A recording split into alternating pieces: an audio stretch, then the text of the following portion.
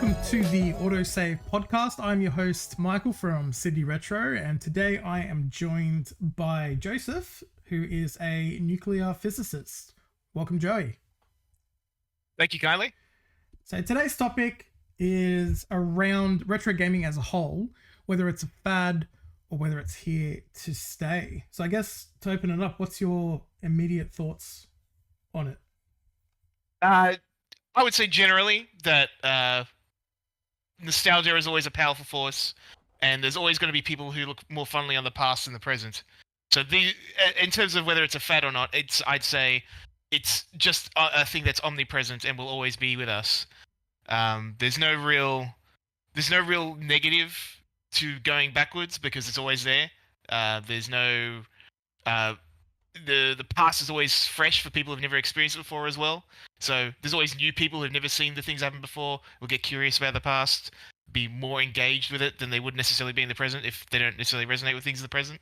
But also in terms of the field of collecting, that is, I think, just mostly driven by economics and how people want to exploit it for their own benefit. I think it's an interesting one, the collecting versus playing, because I think the playing goes in waves, right? And the collecting is something that people necessarily can get into or get out of. Like, when I started collecting, I was really rampant with it. I was buying lots of stuff. I've slowed down now and I'm more particular about the titles that I purchase. But I think the collecting stuff is an interesting one, and why retro games can feel like the market inflates so much from a collecting point of view, I think is because of, the way that the retro games are versus other media, which is essentially you can only play it on specific hardware, especially if games aren't re-released on modern hardware or the publishers have gone out of business or whatever it might be, can really drive up certain prices of games regardless of how popular they are. I agree. There's no one kind of overarching theme for this kind of stuff. It's a very reactionary in a lot of ways, where certain times, like with the recent ratings thing from a few years ago, where a certain company was artificially inflating the value of its own goods to sell in its own auction market, and like it wasn't generally connected to the collecting market, but people saw it as a speculative way to make money, so it was kind of disconnected from the people who valued it as an IP versus the people who value it as a collector's item. It's the same for scalpers. For like a great one is the PS5, the 30th anniversary console that's coming out. Like the stock was gone within seconds, and you had some companies like JB did a raffle that I entered and did not win. But people that are generally interested in collecting this stuff are finding it harder and harder, and if they really, really want it. And collectors, in my experience, this is my experience collecting, is it's about the hunt of finding specific title for a price you're willing to pay and acquiring it. Once you have it, it kind of just goes on a shelf on display or just on a shelf to collect some dust, unless you have time to really play all this stuff. But it's the thrill of the hunt. And when something like this comes out, like something that is purely just made for collectors, scalpers obviously take advantage of that, but people are willing to pay a premium for it. I agree, and that's across not just video games, but all kind of collecting markets. Yeah. There was in a lot of ways, what's happening in video games reflects what happened, like with the coin collections in the 80s and 90s, or stamp collecting before that.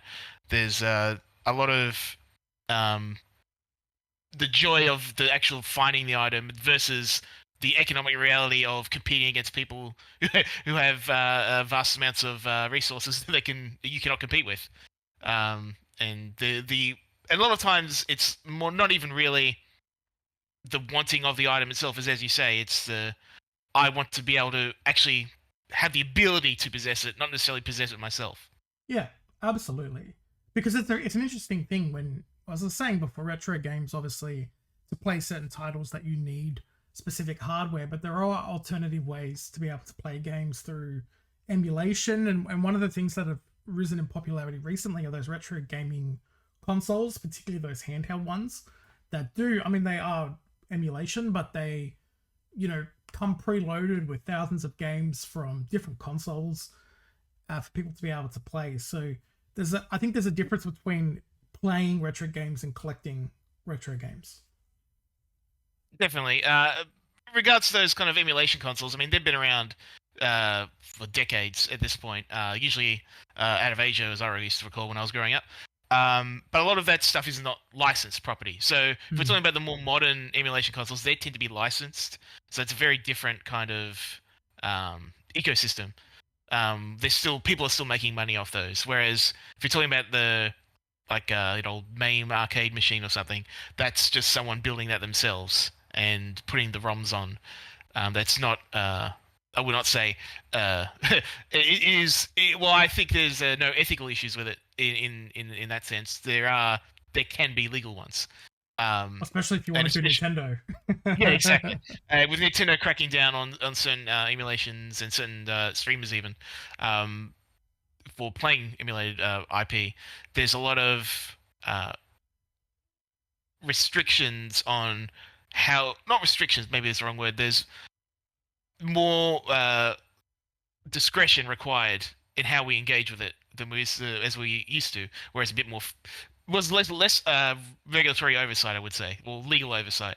So now people are starting to realize, oh, we can make money off the past because these guys will always pay this money, and so therefore having emulation is now a threat to their business as opposed to not necessarily directly competing beforehand. Of course, without emulation, this wouldn't even be an issue to begin with. Oh, of course. And it's an interesting one because, like, I feel personally that playing a retro game on the original hardware versus on your computer or emulating it, it kind of hits a little bit differently. I think for a few different reasons. When you play on the original hardware with the original controller, one, you're just going to get the proper experience of the game without, any emulation issues. But two, things like, sound chips and stuff like that, particularly with like the Mega Drive, can make a really big difference to how you experience something versus how it's emulated. Definitely, a lot of the retro consoles were made for the technology of the time, and the emulators are amazing what they can do nowadays, but they can't physically replicate that experience. Sometimes it's better, but a lot of times it's not the same. And one of the other things, the advantage of playing on the actual hardware is you have like the proper response timing for inputs, which a lot of emulators or emulated consoles don't necessarily get one-to-one, and that's because of the way technology works now. TVs don't work the same, the controls don't work the same. There's slightly more delay for everything. There's slightly less response or more response or too much response depending on the context. Yeah, I mean, I was playing some fighting games. I think I was playing Tekken 2, and I was playing some racing games. I played Need for Speed Underground on the PS2, and I was way worse at it than I remember, but I remember it was because I was using a HD adapter from the PS2 to the TV, so the response time was worse. I'd like to blame it on that. Maybe I'm just bad in my old age at having old man hands myself, I really respond to that. I was just thinking about how I prefer playing older action games because they tend to be a bit faster, and newer action games tend to be very slow and kind of shallow in their combat mechanics. But at the same time, it just could be because I am more used to having grown up with more input-intensive mechanics. That the new stuff, just I'm not conditioned for it anymore. Yeah, well, I think it's actually also partly because how games have developed now versus how they used to be, right? Like back in the 90s, 2000s, early 2000s, everyone was just making games to make it as fun as possible so that someone buys their product. Whereas now, companies are very focused on gameplay loops and keeping people engaged with their platform to either spend money on microtransactions or pay a monthly subscription fee. There's so much more data that they're looking at and statistics that is influencing gameplay, which I feel is causing games to feel boring as well. So, with that in mind, people might actually start be looking towards revisiting games from the past that were just about, quick fun and being able to just mess around. Like things like, cheats in video games was such like a old thing. There used to be so many different codes and stuff like that because they were fun. And nowadays, obviously, all that stuff goes away a little bit. I feel like gaming as a whole has gotten very serious in some respects. And obviously, you know, it's always been an industry to make money. But at the same time, what they were selling was fun. Now what they're doing is they're trying to sell a product that is trying to keep people engaged, to be able to get repeat business from the one title and stretch out that one game, you know, to have DLC, to have microtransactions, to have frequent updates, to keep people engaged with it. So I feel like it's different as well. And I think that's why particularly people maybe in their 30s and 40s are looking towards revisiting games maybe that they've never played that had come out. Like you and I both have a massive backlog of games that we've been meaning to play from literally the PS1 era. One of mine is like, yeah, well, in your case, long before, but like, you know, I still haven't played Final Fantasy VI all the way through. I keep getting like distracted when I'm about like maybe a quarter of the way through. And yeah, and that's one of those games that gets better the more you play it. Yeah, right. So now's a great time if you feel like me, like sometimes games just don't quite capture the fun element that they used to look towards the past, to re-engage with certain games, to be able to do it. What are your thoughts on, I guess, that and why people are looking towards the past to play games rather than what's currently out? Because there's also more games out now than there ever has been before, but we're also now looking towards playing things from our past that we've either played before for nostalgia reasons or we haven't played before. There's a lot of takes from that. With regards to companies trying to make money from us and using the gameplay mechanics, that goes back to arcades. Like arcades were exactly that. They were designed so you would fail a lot of the time. And so you would keep putting money into play. I would argue the difference is that in at least when the arcade games got really sophisticated, they were significantly more fun than a lot of the mechanics you'd find in games today. Especially for like action games or fighting games. There was a real kind of care in terms of how they sold it to you, because it was all about presentation in the arcades. They need to get your attention very quickly. Whereas nowadays, relative to the technology we have now, it's much cheaper in my view.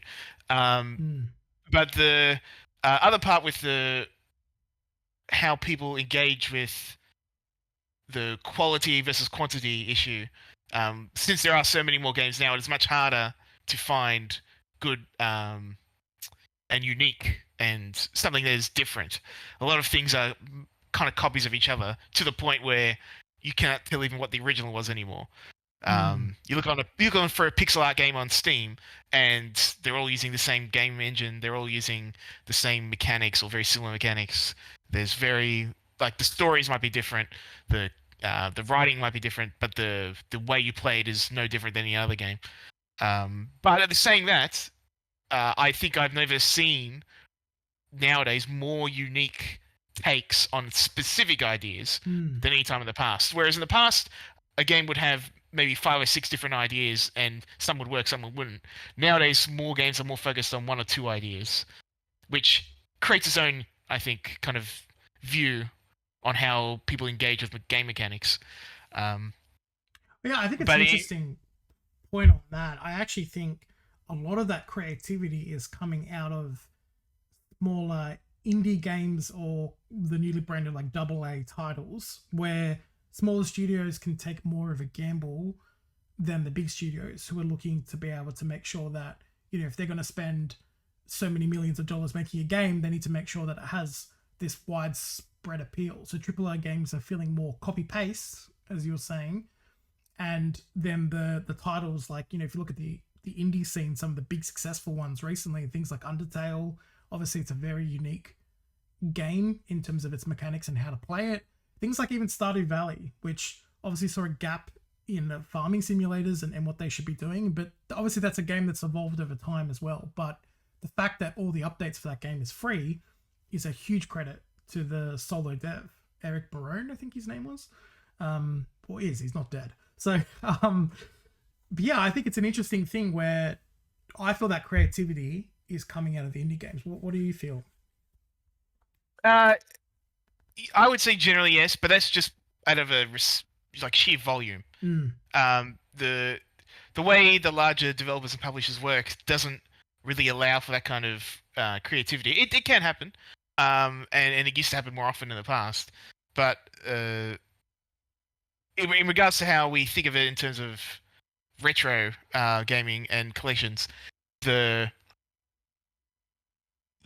games that will be coming out in the current time, because most of them will be digital only, mm, there is not going to be any way to recapture that specific time period. Because as you mentioned, games get updated now, games get changed now. What you bought originally and what you play 5 years later will not necessarily be the same experience. yeah.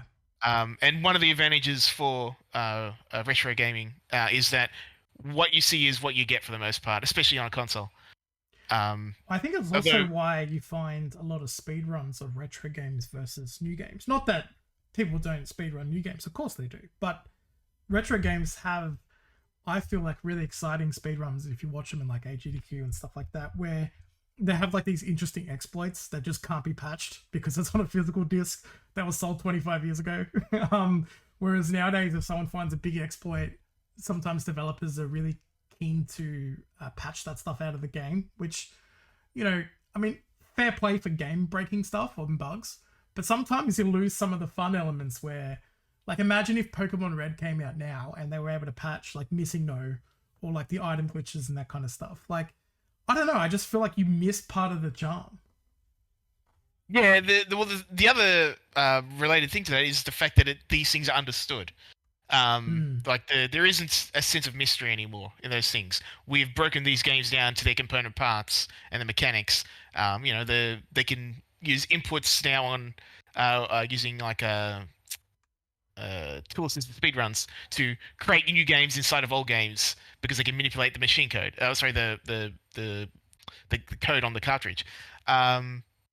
Those kinds of things don't really exist in modern gaming because the ecosystem is different. The mechanics are different. Like the consoles now almost use exactly the same hardware, which did not used to be the case 20 years ago. It was very different hardware, so there are different solutions. So it would create different issues, which gave rise to those kinds of exploits and things. But actually, to follow on to that, I think if the opportunity presented itself in the past for those companies to have patched those games, they would have. I think it was just purely a technological limitation that stopped them from doing that. Well, I agree with that because you see when companies, because games didn't come out worldwide release all the time, right? There was different versions for different releases, or things were necessarily released later in the West than they were in Japan, and you'd find differences between Japanese versions, US versions, or PAL versions because they had opportunities to patch certain things or even just add additional content. Final Fantasy X is a good example of what's now known in Japan as Final Fantasy X International Edition. Has all these additional content that was sold as standard on the PAL version, and on the PAL version it's not called Final Fantasy X International, it's just called Final Fantasy X. But in Japan it was a completely different set of content that wasn't available on the game, and then they had to re-release it in Japan with that additional content. So and that's just PS2 era. If you go back even further, there were certain instances where they were able to fix bugs for international versions versus the local versions. Oh, not just that, they changed difficulty. Yeah. They'd remove characters, change artwork. There's a lot of both in terms of requirements for how things could be displayed, especially to children, but also in terms of the target audience they were marketing towards. There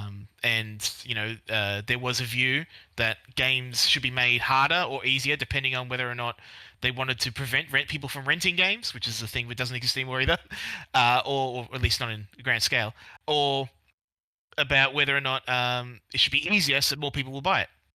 Yeah. Well, I think that's a topic I'd love to explore for a future podcast is what are things in gaming that have died out? Things like and we won't talk about it now, we'll leave that for a future episode, but things like the hotlines that you used to be able to call, the gaming tips, things like, renting games, even arcades. I think there's a lot to talk about in terms of the evolution of gaming, but things that have gone by the wayside, but still influence decisions in gameplay mechanics and in gaming, because I still think some of those things are still relevant and have influenced the gaming industry so much that they're kind of ingrained in us in terms of how things are made and consumed. But I think yeah, it's a good. It is a good topic. But also, I would argue that it's actually more a generational thing. A lot of people who under 20 nowadays will have no idea what we're talking about. oh, look, we don't even know what we're talking about. Well, I was there for a lot of this stuff. No, I don't know what I'm talking. Day to day is what I meant. Oh, right. Anyway, I think that's all we're going to have time for today. But we'll be doing this, I don't know, casually. So keep an eye out for new podcasts dropped by us at Sydney Retro. Hope you've enjoyed it. Do all the YouTube things or whatever listening platform this is on, wherever you get your podcasts. And we'll see you at the next one.